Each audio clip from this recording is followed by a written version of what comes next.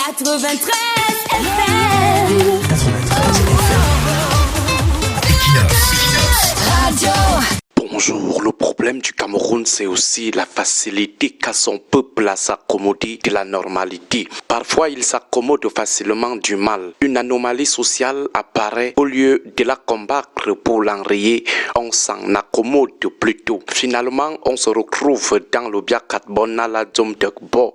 On a toujours fait comme ça et rien ne nous arrive. Ce type de posture trahit un penchant pour la facilité, la paresse et la résignation qui à son tour découle d'une résilience et d'une complaisance qui nous détruisent. Par exemple, le problème qu'on a aujourd'hui avec un président qui a déjà passé 53 jours hors du territoire vient du fait que lorsque Paul Biya a commencé ses séjours réguliers à l'étranger, le peuple n'a pas posé le problème à temps.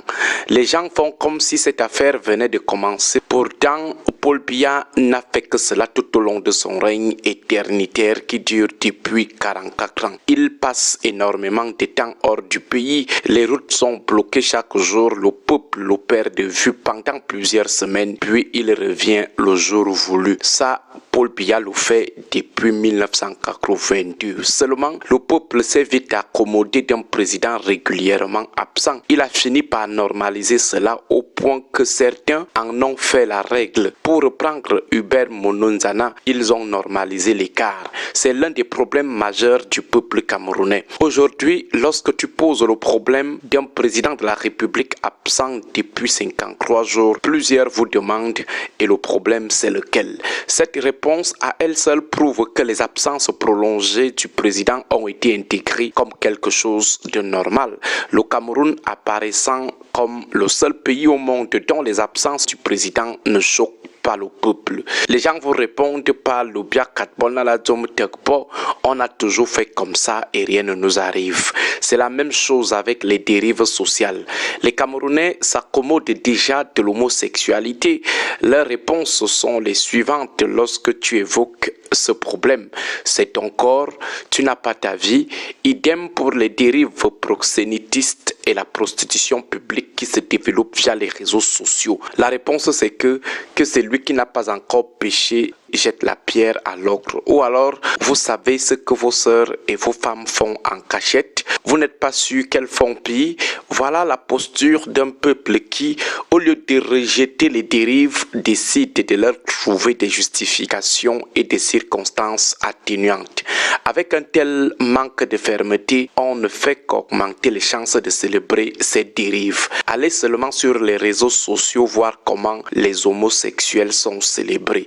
Le problème n'est même pas tant le fait qu'ils soient homosexuels, mais plutôt le fait d'en faire la promotion et de vulgariser la perversité. Au lieu que la société dise, certes c'est anormal, mais gardez ça pour vous, gardez ça pour vos chambres, elle se met plutôt à encourager la promotion et l'exposition de ces pratiques sur la place publique. Allez voir comment les homosexuels sont désormais célébrés sur les réseaux sociaux. Allez voir comment les prostituées qui se cachent derrière le titre d'influenceuses sont célébrées comme des reines et des modèles sociaux sur Facebook, TikTok et Instagram. Même chose avec les crises qui entraînent la mort. Prenons le cas de la crise anglophone.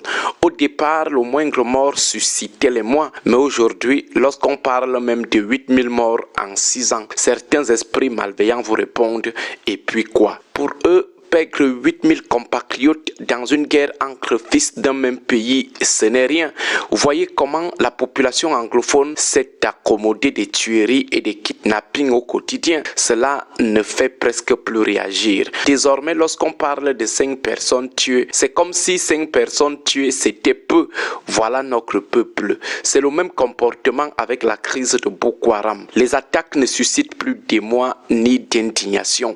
On a l'impression que les localités victimes ou exposées aux assauts de ces terroristes s'accommodent de la violence. Pourtant, ce sont des vies humaines qui sont ôtées chaque jour. Le spécimen camerounais doit vraiment faire l'objet de profondes études dans le laboratoire pour déceler les spécificités exceptionnelles de ses propriétés. Avouons-le, nous sommes un peuple exceptionnel. C'est comme si Dieu nous avait pétri avec une terre particulière. On est un peuple à part. La corruption ne nous fait plus rien. Les injustices ne nous font plus rien. Même les crimes infanticides et féminicides, même les échecs, rien. Tellement cela fait partie de notre quotidien depuis 44 ans qu'on s'y est accommodé. C'est vraiment le règne du Biakat Bonala Domtekbo. On a toujours fait comme ça et rien ne nous arrive. Bonne journée à tous. 93 FM.